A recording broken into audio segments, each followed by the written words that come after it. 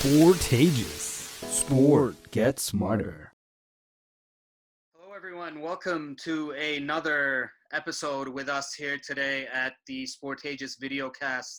As you may remember, we had a conversation with Richard Pybus, famous coach, cricket administrator, cricket extraordinaire in general, and we're taking things up a notch to have part two now, as I mentioned earlier on. And as you know, for a bit of a summary, we spoke to Richard about working in South African cricket, his own story as a cricketer, how he got into coaching and the like. So welcome to the show once again, Richard, and thanks a lot for your time.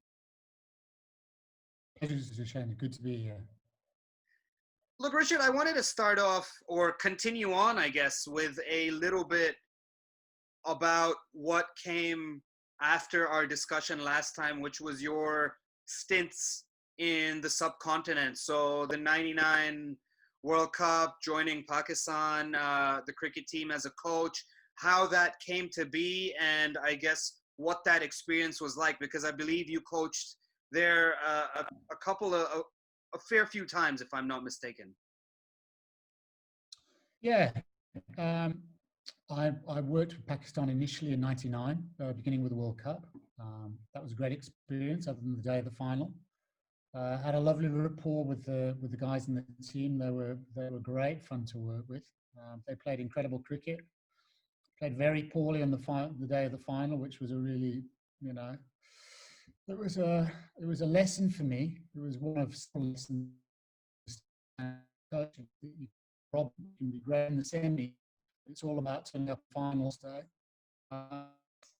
And I would join them after that. I signed a 2-year contract, and then there was a military coup in Pakistan. Well, there was a coup, and the military took over, and I was only in the job for about 3 weeks. There was a change of board with a change of government, and that was the end of my my tenure before I even got started, which was a very tough pill to swallow at the time, because there was a lot of things that went with that, and the obvious disappointment, but also the job insecurity afterwards of being unemployed. So I picked up again with the ball in 2001. There was a change of let me think. Waqar Younis was captaining. Waqar got hold of me and asked me if I was busy. I wasn't coaching anybody at the time, and we had a tour of England. We played great cricket, and so I worked with the board on a tour by tour basis. After once bitten, twice shy, I didn't really want to sign again full time, although the board offered me. After that first experience, I preferred being in a situation where I was more master of my own destiny. And then another huge, great global, shift, in the sense that the first one being the military coup in Pakistan and the change of government, and the second one being 9/11. So we were just about to start a series against New Zealand, and I was in Pakistan. We just had a camp. We just played Bangladesh, and that was the end of cricket in Pakistan after 9/11 for quite a while. So I just came home after that. And I picked up with the side again in 2002. Was preparation going into the World Cup for 2003. Some interesting times then, a lot of learning. We didn't play great cricket in that period, and we had a very disappointing World Cup. And again, it's when you reflect, you start to see the lessons. Both in your own coaching in terms of where you are with the team and their preparation, where they are as a team in their own life cycle, the ages of the players and their stage of development. And then what's happening at an administration basis? Where are we with where the team at, and what's the vision of the organisation for the team in general, for the development of the game, and what's their long-term perspective? So, yeah, again, you just got to keep moving that learning forward, and it was pretty challenging, but it was very insightful. Yeah, absolutely. And I was interested in sort of understanding, when it comes to coaching and coaching in such different cultures, not just socially, but also from the perspective of an administration. being in South Africa previously, then doing it in Pakistan, and then several other places afterwards as well. What what are some of the things that you need to consider or perhaps understand, or lessons that you've learned from those different experiences that you reflect on and say, you know, if I hadn't done that, I probably would not have been able to do so and so in the future in terms of coaching? I think the first thing is that you've got to be very sensitive from a cultural perspective, is that our perspectives on life will have been shaped by where we grew up, parenting, the culture around us. And of course, our lens becomes a decision-making mechanism. And how one would see the world and how one in a working context is when you're working with people from different cultures is being very open to the fact that they don't see the world like you. They are also products of their environment, their parenting, their culture, and that there is no right or wrong. And you need to immerse yourself in that culture. You need to be seeing the world from that culture, and not think that your ideas are going to be immediately replicable, in the sense that, this is the way that we should work, this is the way that we should play cricket, this is the way we should act and conduct ourselves, etc. So you really got to get into the mindset of the culture where you are, but also you're being employed to do a job, and you are being employed as a coach to deliver winning. So you need to have a clear framework as to how you're going to work, but you need to really enter that world, and you need to work with those people to be able to help them draw the best out of themselves to be able to deliver that excellence, which is going to bring a winning outcome. Sure.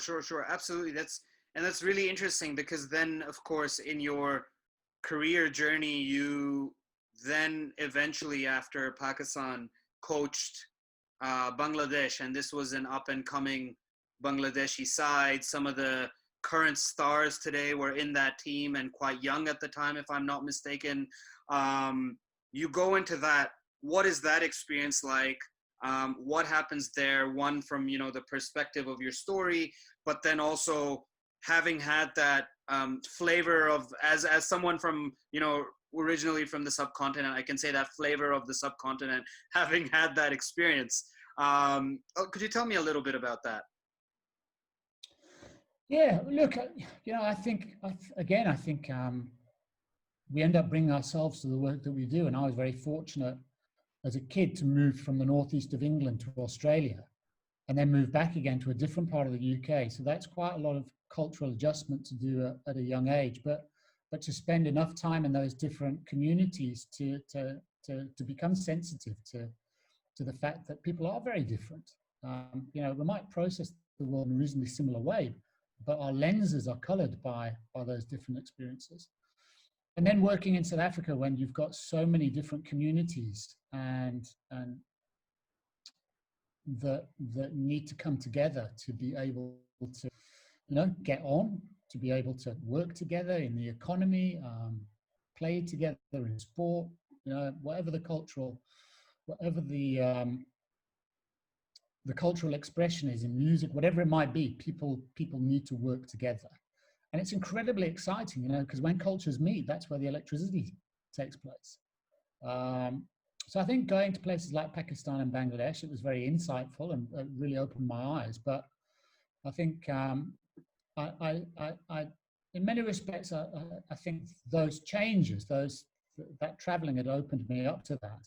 And again, going to Bangladesh, it was a fascinating experience. It's very different to Pakistan. It's obviously, geographically, it's a huge distance away. And the people were great.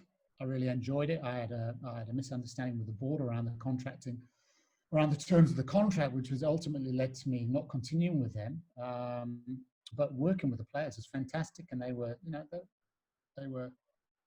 just hardworking, really keen to get better. Some wonderful cricketers. Saqib, Mushi, Mashrafi, Tamim, wonderful cricketers. And obviously now on a global stage, they're well known. And it's been wonderful to see these guys come through. So yeah, I just think that that is doing a little bit of homework about the culture that you're entering, being open to it, seeing it as a learning opportunity, making sure that your glasses aren't so colored that you can't see different perspectives. I think those are critical things. And also, I think, when you come from a place where you love what you do, is that people pick up on that. There's nothing false about it. And I love cricket. I love coaching. I love helping people help themselves to get better at what they do. So I think they know that I come from a pretty sincere place. Sure. Absolutely. And I think obviously that is key to be able to do what you've done numerous times. And I think it's a great way to sort of segue into the next question that I had, was that, then you move slightly away from coaching, working with West Indies cricket, which I believe you were doing until very recently, if I'm not mistaken. Yeah, so I did. I signed up to as director of cricket in 2013. I did that for 3 years. And then we wanted to get our kids back into school in South Africa, so I didn't continue with the contract after 3 years. And then the board reached out to me and said, "Listen, would you come back and do the high performance for us?" I reconstituted the high performance program in my time as director of cricket, and I would have put the high performance team management together and then taken them through the process of how do you design the performance. With the World Cups in 2016 being the goal, is how do you design that performance to be able to deliver the outcome ultimately, which was the World Cups. Now, is you aim to win those championships. To win 3 in 1 year was beyond expectation. It was brilliant. So yeah, and then I was doing the high performance, and the coach had resigned to move. He took a different post. And they asked me to take up to be head coach, the interim head coach, to take them through to the World Cup. And we had a great series. We played England, we beat them in the test, we tied the one-day series. And the guys played brilliant cricket, and it brought a lot of joy. It brought a lot of goodwill, and it rekindled a lot of memories of the way that the West Indies played in their great era. Playing really good, aggressive cricket, great fast bowling, attacking batting, and it was wonderful. And the vibe, and when we traveled around in the Caribbean, it was just, people were just stoked, really. And then there was a change of board at the end of the series. There was a change of board, a change of president, and the new president had come in on a particular mandate. So he got rid of myself and all the coaching staff that I brought in. Everybody apart from one staff member who was on a different contract. So we all went out, and that was the end of that, and it is, it's not great, it's professional sport, and you've got to like it or lump it. Sure. And could you tell me a little bit more about particularly your time there in regards to it being this era, like you said, in West Indies cricket, where, essentially cricket was back in the Caribbean, but at the same time, there were these changes that you had to make to sort of achieve that, and work with the Caribbean, is as we know, is very different to, or the West Indies cricket team is very different to any other cricket team in the world, in the sense that it's so many different countries clumped together under one board, having players that represent the Caribbean or the West Indies as a whole, but not necessarily being from the same nation. And of course, dealing with, I can't possibly imagine how you were able to sort of manage so many different interests and diverging opinions and views, and having to do that while making sure that the team was performing at the level that it did. Could you tell me a little bit about the changes that you made? Like, obviously, I know that a lot of this was in the news, and there was a completely divided opinion on it and that sort of thing. But I think I myself and the people watching this would love to hear how what you did enabled you to sort of allow West Indies cricket to grow in spite of everything else going on, and just the story behind it. Yeah, so I when I first got there, I wanted to understand. I wanted to understand the cricket culture. I wanted to meet the significant figures. I wanted to be clear in my mind as to the reasons for the emergence of the West Indies as that phenomenal force that they were in the 80s and the 90s, and also to understand the demise. You know, what led them to literally fall off a cliff, and you know, pretty much you can draw a red line. It starts in about 2000. You know, what began that decline, and then just not being able to get to a level where they could really reclaim any of that former level of performance. And so I would have spent probably about the first 5 to 6 months of my job traveling around, meeting people, researching, meeting significant figures, former players, you know, the main commentators in the region, and and doing my homework on it with a view to needed to be put in place to be able to move Windies back to, with the goal to get them back to number one in world cricket. Now, as you say, I mean, it's unless you've been in the West Indies, and much as I've been a fan of the West Indies ever since I was a kid, you know, you don't really understand what the geography is, or the politics, or the fact that you are dealing with countries, you're dealing with nations. You're not dealing with a first-class team, which is a state or a county, you know, that falls within one single government. Or like in the UK, maybe you've got an English, a Scottish, a Welsh and Northern Irish governments, but really you're operating under one government. In the Caribbean, we'd be dealing with 16 different countries, and they are all sovereign nations. And the players that would play for many of those teams are playing for their national team. And so there's a huge amount of pride that goes with that. That would be the dream of every kid growing up in that country, is to play for their country. And so West Indies is really a team in name. You know, it's not a team as in having of representing a country. It represents a region, like playing for Europe, you know, or playing for South America. So you're playing for the Caribbean, you're playing for the cricket playing countries of the Caribbean. And so that was a little bit of an eye-opener, understanding actually how the loyalties stuck really. And then how the cricket boards work with them, because the cricket boards and of themselves are unbelievably proud of, you know, well, you know, this is our country, this is what we stand for.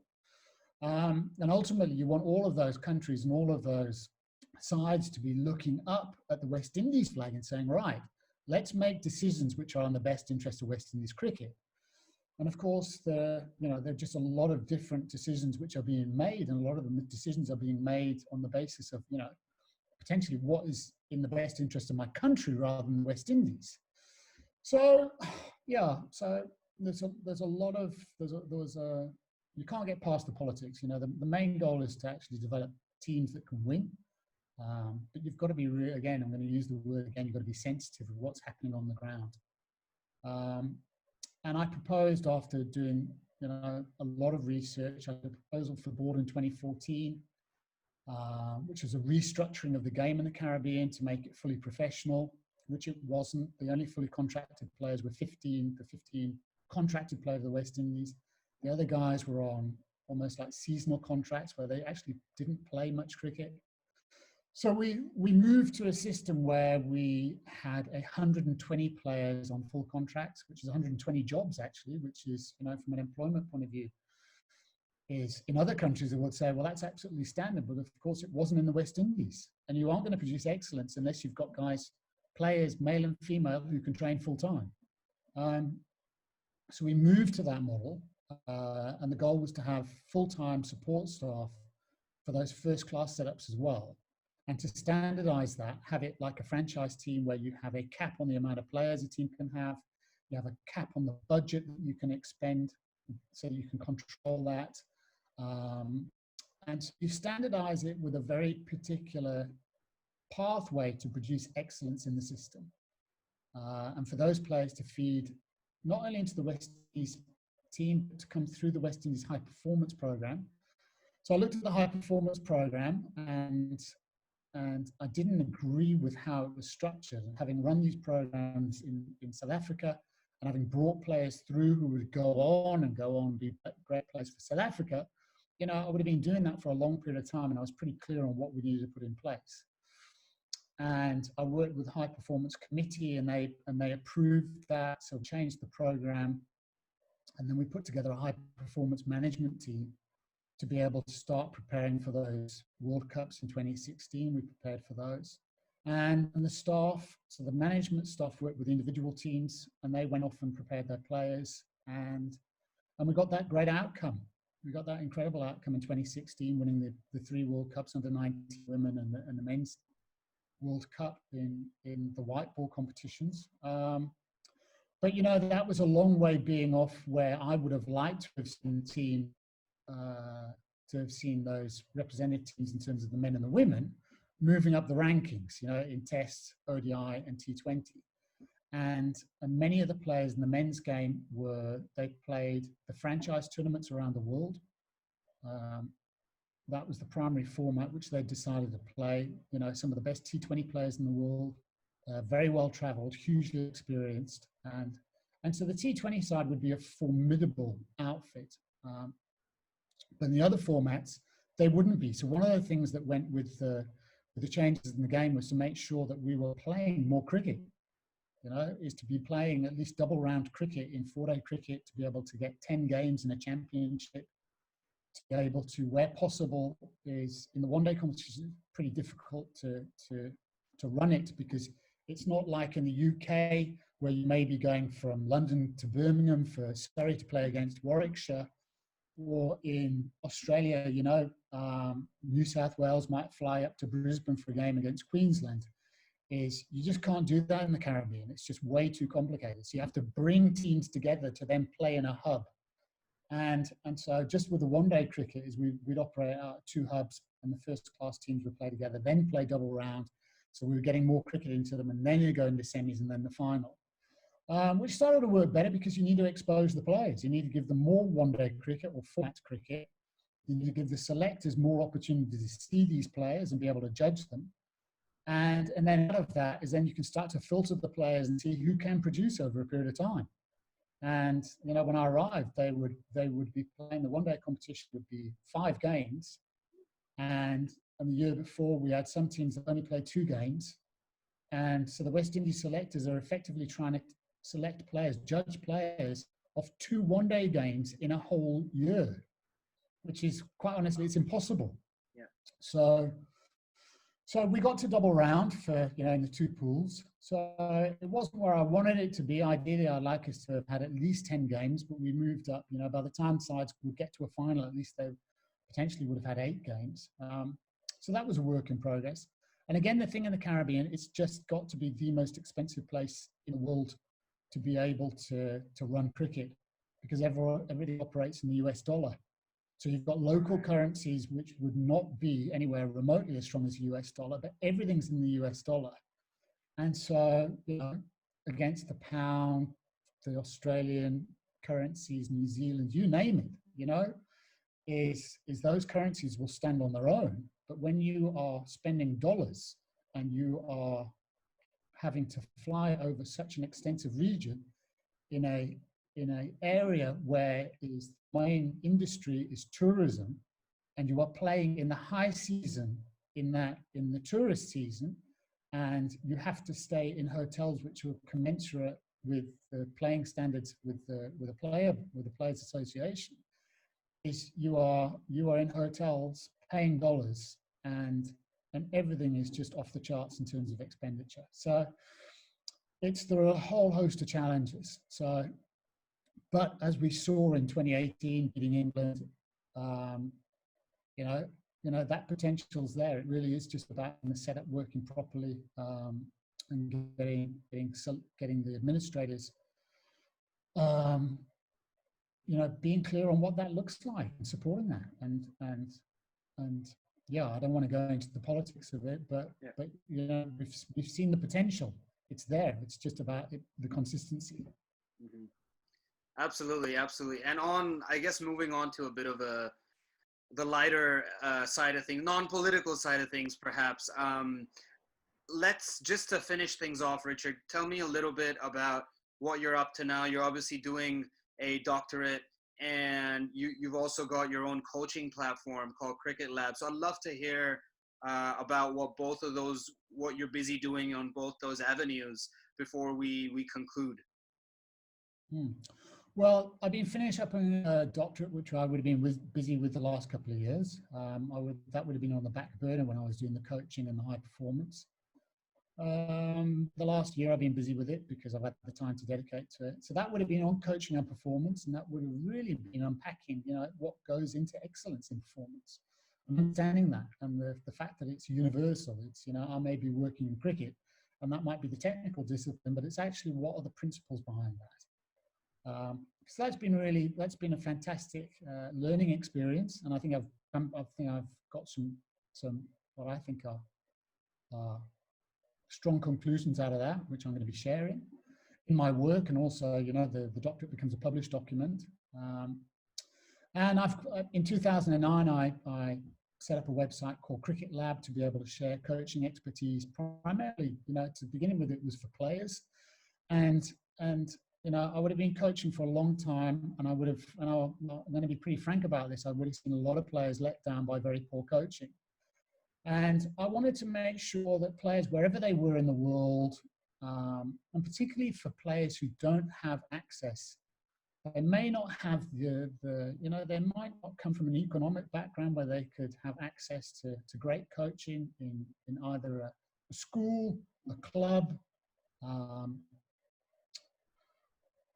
wanted to be able to meet those individuals where they were. I wanted them to be able to get free information that would help them with their game, and be able to get it from somebody who wasn't just somebody like a coach who had a piece of paper and got qualified. If somebody had worked through all the different stages, coached junior, coached academy, coached professional, and coached, all of those over a long period of time, and understand what works with players, to accelerate their learning, so they just don't go off down dead end roads and get lost and get disheartened. And so that was the motivation for Cricket Lab. So there's a huge amount of free information on it, where I would have answered questions which, people who would come to the site would say, can you explain this? So I'd do a page on that and explain it and give examples. And then there is the other side of it, where I've got a free course for beginners, which is an introduction to the game, particularly on the skills work. There's a big section on the mental side of the game, because at the end of the day, we perform mentally. We have to get our bodies to understand, to learn technique and deliver technique, but it's a mental game. So there's a section on the mental side of the game, and then there is a side of the platform where people can purchase paid courses, where they can buy dedicated courses like on batting, fast bowling, spin bowling, keeping, fielding, etc. They can buy those individually, or they can buy them as an academy program. And Zhushan, I'm just about to launch a program for coaches now, which I would have put together, which is really to move coaches forward and performance directors from getting qualified with a governing body to understanding the difference between working through that learning process, getting their certification, and then understanding what to do to run a winning program. Because running a program and a winning program are two different things. There's the old cliche, there's two types of sport, there's two types of cricket. There's winning and there's losing, and there's only one side that you want to be on. So is to share that information with the coaches and with parents, so they can understand where it comes from as well, as a parent, but more so with the coaches and the performance directors. So there's a whole syllabus that goes with that. There's templates, there's a structure, how to identify talent, how to develop that talent through a coaching process, how you are managing those players, how you meet the player where they are and take them through that pathway, so that they can fulfill their performance goals, and you can fulfill your performance goals with the team. So I'm excited about that. I'm going to be launching that very soon. So that will be there. But yeah, the platform's there. It's it's freemium, you know. So Yeah. come visit it and dig around and see how it can support and what it can do for you. Well, you heard it here, everyone. If you want to go and check out Cricket Lab, we're going to be sharing the links with this video. So make sure that you go take a look. And like Richard said, it is a freemium. If you want some basic information, it's all there. And if you want to get into the specialized stuff, you can always, purchase that, and you can get in touch with Richard there too. Look, it's been an absolute pleasure having you on the show, Richard. And for our viewers, I just want to say that we will be talking a little bit more about Cricket Lab with our partners at Bullpen, who Richard has also spoken to. So be sure to check that out, which drops very soon. And we'll have the link over here as well later on down the show. So thank you so much, Richard, for coming on and giving us some of your time. Pleasure, Jushan.